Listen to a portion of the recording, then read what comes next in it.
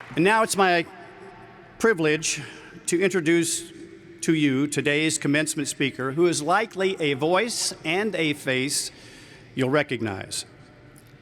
Combining a moving life story, an exceptional career, incomparable insights, and a powerful presence, John Quinones has emerged as one of the most inspiring keynote speakers in the speaking world today. His moving presentations focus on his odds-defying journey, celebrate the life-changing, life-altering power of education, champion the Latino American dream, and provide thought-provoking insights into human nature and ethical behavior. A lifetime of never taking no for an answer took John from migrant farm work and poverty to more than 30 years at ABC News in the anchor desk at 2020 and prime time. Along the way, he broke through so many barriers. He won the highest accolades, became a role model for many. John's back in his hometown of San Antonio today from his job as a veteran ABC News journalist to share a few minutes of his inspiring journey with us. He's a graduate of St. Mary's University here in San Antonio and the Columbia University School of Journalism. He's the creator and host of a show called What Would You Do?, a highly rated hidden camera ethical dilemma news magazine, now in its 16th season. He has become the face of doing the right thing to millions of people. And from speaking with him, I know it's a role he enthusiastically embraces off camera as well. So it's for these reasons I thought John would be an excellent commencement speaker today. Now, John's here today with a few members of his family, son Nico, daughter Andrea, with her friend Randy, and ABC News colleague Johnny Marquez. They will also be gathering to celebrate not only today, but tomorrow, because tomorrow is John's birthday. So I want everybody to know, as he comes to the podium, we're welcoming a hometown hero back to San Antonio. How about a rousing San Antonio welcome for John Quinones?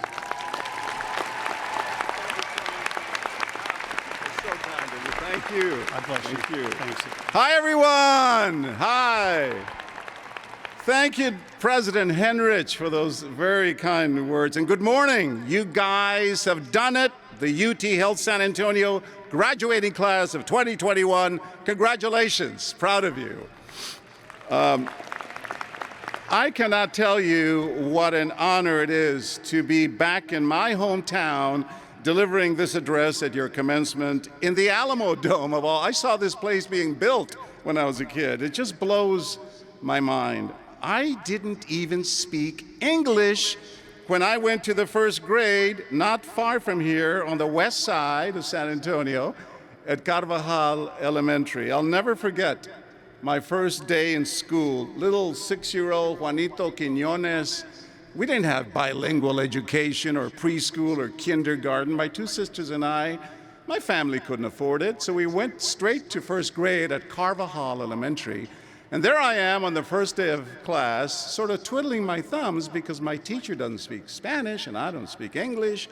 And at 10 in the morning, the school bell rings, and it's recess time, of course. So all the kids will go out to the playground. Where does little Juanito Quinones go? I walked home. I lived a block, just a block from school on Arizona Street, and I remember going into my house and my dearly departed mother, Maria, saying, Juanito, ¿qué pasó? What happened? And I told her, Se acabó, it's over, Mom. I like school. 2 hours and you're done. This is gonna work out very nicely. She grabbed me by the ear and literally dragged me back to Mrs. Gregory's class because she knew the value of an education, not ever having gotten one herself. My father dropped out of school in the 3rd grade to pick cotton in Lockhart in Luling, Texas. My mother used to clean houses in the rich part of town. I mean, who would have thought when I was growing up on the west side that this little Latino kid from the barrio, the kid who earned nickels and dimes shining shoes on the bars on Guadalupe Street, the kid whose father was a janitor cleaning toilets just a few blocks from here at Brackenridge High School. The kid whose mother cleaned houses on the rich part of town, as I mentioned, out there just a few miles from here in Alamo Heights. Who would have thought that that same kid would someday be called upon to give this prestigious commencement address to nurses, physicians, dentists, scientists, health professionals? It just boggles the mind.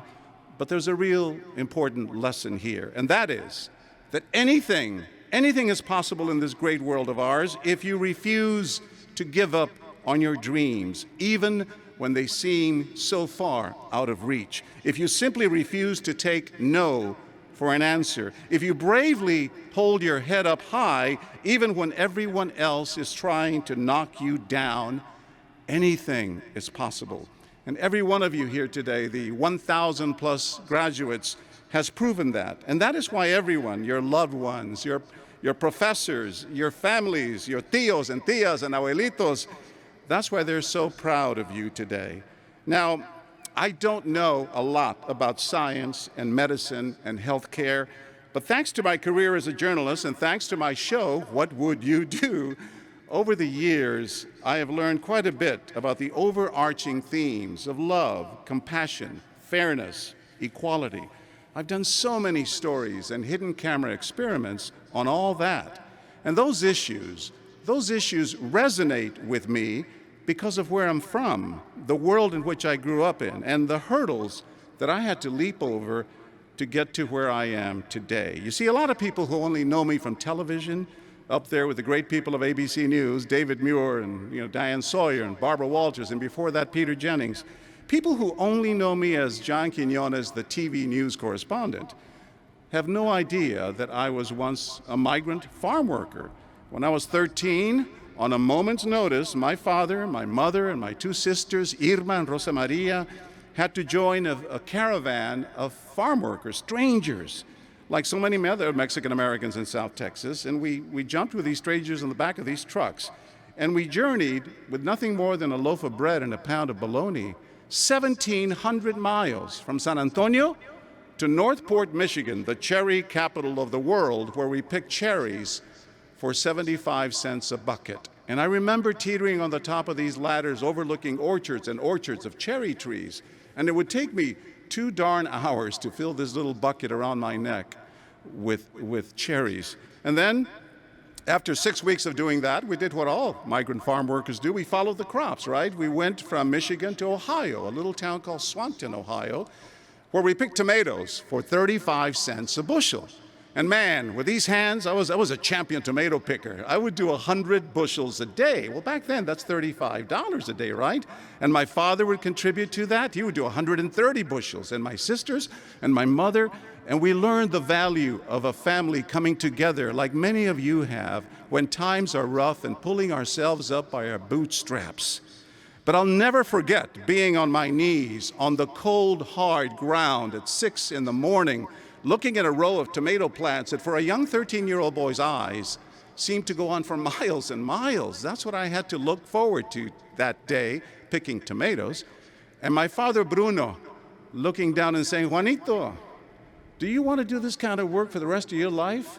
Or do you want to get a college education someday?" It was a no-brainer. I knew that I didn't want to do that kind of back-breaking work for the rest of my life, but no one believed in me. When I came back to San Antonio, I would ask my teachers at Rhodes Junior High, how do I prepare for the SATs? How do I prepare for the ACTs? How do I take advanced placement classes? Math, biology, English. Do you know what my own teachers would say? They would look at me and they said, "John, it's wonderful that you have this dream of someday being a television reporter." Because I wanted to be a reporter since I was 12 years old. But they would look at me and say, "It's great that you have this dream, but we think you should try wood shop or metal shop or auto mechanics." Not that there's anything wrong with those great professions. A lot of people make a good, hard living doing that kind of work. But I wanted to go to college. And my own teachers and my own counselors did what people do on that TV show, What Would You Do? They judged me by the color of my skin and the accent in my voice. You know, the great Maya Angelou, the African-American poet, once wrote that we all marvel at the beauty of a butterfly, right? We look at a butterfly and we just are amazed by the beautiful wingspan and the colors, right?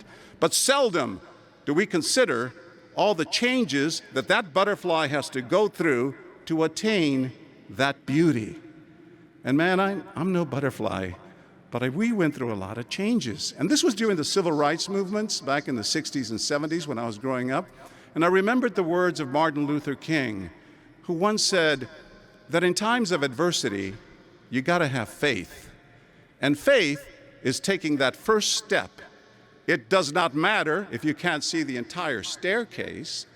Just take that first step, because tomorrow there'll be another step, and the next day, another step, as you guys have proven so well today. You know, thank God for my mother, though. Maria, after my teachers told me I wasn't college material because no one in my family had gone to college, Maria, my mother, would say, mijo, it doesn't matter that you have to wear the same clothes to school every other day. At least we wash them, right? They're clean clothes. She would say, mijo, don't be so embarrassed about having to take tortillas and tacos for lunch to school when all the other kids are taking their fancy bologna and white bread. She would say, that doesn't matter. What matters is what's in here, in your cabeza, in your brain. And what matters is what's in here, more importantly, in your heart, in your corazón. And that is my message to all of you today. As you embark on your new professions, do everything you can with a good heart and compassion. Always remember what got you here, the family that paid for you to go to school. Don't forget where you came from. Have pride in your community, your culture. As we say in Spanish, orgullo. Yes, it's wonderful that you will now have these great degrees with fancy titles, respect, and all the good salaries that come with it. But as medical professionals, you should remember that you will wield, as you know, tremendous power over your patients. Don't let that get to your heads. There will be many times in your careers when you will face your own what would you do moments. You will be pulled away in so many different directions. How much time and care do you give this patient? How much to that one? What if they're really poor? What if they're really sick? What if they don't have insurance? What if they don't speak English? If we learned anything from this horrific pandemic in the last 18 months, it's that when it comes to health care, there are tremendous disparities in this country. Black, Hispanic, Asian, Native American people have died at a much higher rate than white Americans. Early on, they also had less access to COVID testing, as you know, and vaccines. And then there's the rest of the world. Here in the US, we may be taking off our masks now and breathing a sigh of relief, or beginning to anyway, but just look at what's happening in India and in Latin America. As global citizens, we have to do a much better job of taking care of those among us with the least. As I said, medical professionals, you're going to go out there, you're going to be faced with all kinds of ethical and moral decisions in your careers. And sometimes you're going to make the wrong choice. I don't envy you. You're about to embark on one of the toughest jobs on the planet. But healing people and saving lives, as you know, will also be tremendously rewarding. Just make a commitment to yourselves, a daily reminder to never lose sight of how important it is to make someone feel better. Make sure you pay good attention to each and every one of those patients whom you are privileged to serve. Ask yourselves, what do I want my legacy to be? 40, 50 years from now, do you want to look back on your work and your careers and simply say, I made a lot of money, got that big house, got that nice car?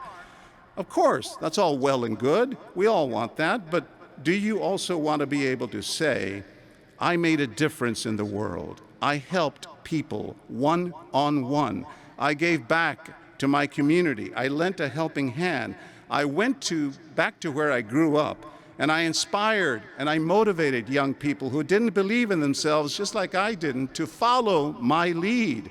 I spoke up when I witnessed injustice, and it gave a voice to the voiceless. And don't do that just because you want to look good. I mean, the true test of a person's character is not what we do when everyone's watching, right? That's easy, as we found out on What Would You Do? The true test of a person's character is what you do even when no one is watching. You know, over all these years, we've done about 1,000 scenarios on What Would You Do over 14 years. I'm often asked what my favorite scenario is, and of course there's so many, but I want to leave you with one of my favorite what would you do scenarios. It's a play on the old story in the Bible of the Good Samaritan. We were doing a scenario about what would you do if you're going down the sidewalk and the person in front of you suddenly collapses. They fall on the ground, right? Now, you don't know what happened to them. They might have had a heart attack. They might have fainted. And we did it at 8 o'clock, 9 o'clock in the morning outside a train station in Newark, New Jersey, where people are in a hurry to catch their train, to go to work, to go to school. Now you have that added element, at least normal people do who don't have your great degrees in medicine. Now you have that added element of, I don't know how to help that person who may be down because they may be sick. And also, I'm in a hurry. I need to get to school. I got to make that train. What would you do? Well, the first time we did it with a well-dressed businesswoman in her 40s. She's a stunt artist who falls very convincingly. She's walking along and collapses. Immediately, time and again, people stopped to help her, put a coat over her, fashioned a pillow because it was cold, and called 911 for her. We were blown away. Wow, so many good people in Newark, New Jersey. But then I thought, wait a minute.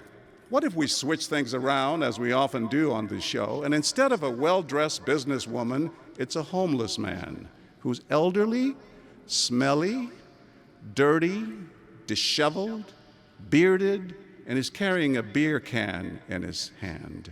What will people do then? So we found an actor to play that role, a stunt artist, an older man who's walking along and collapses. 88 people walk past him, and no one does a thing. People are stepping over him. One lady made the sign of the cross and kept walking. She said, wow, this is a beautiful view of Newark, New Jersey. And I'm about ready to give up, when I come out with the cameras and ask people why they did something and why they didn't. When suddenly, before I could get out there, I heard the tapping of a walking cane on the sidewalk. I couldn't see anything, but we heard the tapping of a walking cane. Then into the frame of the hidden camera comes this beautiful African-American woman who's stumbling along with a cane because she has suffered a stroke. And guess what? She's homeless herself. And guess what? She stops to help. And she starts asking people going by, excuse me, does anyone have a phone so we can call 911 for this man? Because she didn't have a cell phone. 38 more people go by, and no one is stopping. She then did something we didn't expect. She stumbles down. She's had a stroke. And she reaches down to the homeless man's arm and takes the beer can that he was holding and throws it away in the trash can, as if she was thinking, maybe if we take away the beer can and people don't think he's a drunk, maybe people will help then. Well, guess what? 45 more people go by, walk by, and do nothing. The camera was tight on this woman's face. Her name was Linda Hamilton, and she made a fist to the heavens. It was almost as she was saying, God, she was cursing the heavens themselves, saying, God, how can you allow this to happen? And then she stumbled down again, and this time we could hear her because the man on the ground, the actor, was wearing a wireless microphone. And she said to him, sir, I don't know your name, but my name is Linda Hamilton, and I'm going to call you Billy. And she said, Billy, don't you worry, my man. I'm going to stay here until help arrives. I know what it's like. I'm homeless myself. And then finally, a woman stops and calls 911. And then we come out with the cameras, of course, to congratulate and find out why people did this or why they didn't. And in all that commotion, our hero, Linda Hamilton, the homeless woman who stopped to help, she slipped away.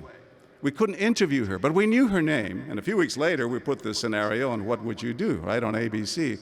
And after it aired, we got thousands of phone calls and emails and people on social media saying, who was that woman? Because we said she was homeless. We want to help her, said our viewers, right? So they created a Facebook page for her called Touched by an Angel, with a picture of her from our video. Touched by an Angel, touched by Linda Hamilton. And they started raising money for her. So now they've raised $8,000, and I got to go find her. We sent our team of producers out to Newark, New Jersey. We went to every train station, every homeless shelter looking for her with her picture from the video. And finally, we found her. And then my producer said, John, you got to come interview her, right? So I show up with my laptop, and I showed her the scenario she was in, because, of course, she hadn't seen it. And I said, Linda, remember the man who fell? And she said, oh, yes, I remember. I said, well, we got her $8,000 in the bank that people had contributed. We got her a place to live. We got her medicine for her heart that she was supposed to be taking but wasn't because she's homeless. And the thing that made her most excited of all, we got her her own cell phone. So like a little 12-year-old girl, she was jumping up and down with joy. And I said, now, Linda, the next time you witness an injustice, you can call 911. But at the end of it, I said, Linda, people are calling you a hero. They're calling you an angel. There's a Facebook page of you saying, touched by an angel. Do you consider yourself a hero? Are you an angel? And she looked at me, she goes, no way, John Quinones. She looked at me straight in the face. She said, no way. She said, let me tell you what I think happened that day. She said, I think God put me on that corner, on that street, on that day, because he knew you were there with your What Would You Do cameras, and he wanted to teach people a lesson. And who better to teach that lesson than someone who has walked in the shoes of the homeless? So I leave you with that message today. The next time you witness an injustice, maybe at work, something wrong, and the little voice in the back of your head says, do something, remember the words and the actions of Linda Hamilton, this woman who was homeless, who had suffered a stroke, and yet she stopped to help a man who was down. He was white, she was black. Not that that should matter. She stopped to help a man who was down, not because she was going to be on national television. She didn't know that. Not because she was going to get a place to live and $8,000 in the bank and medicine for her heart and her own cell phone. She did not know that. She did it because, as my dear Mother Maria would say, her corazón, her heart, told her it was the right thing to do. Now start building your legacy today. Congratulations, felicidades. We're tremendously proud of you. It's been a pleasure being with all of you. Thank you. All right? Right. Of course. Beautiful. Thank you. Thank you. Congratulations, guys.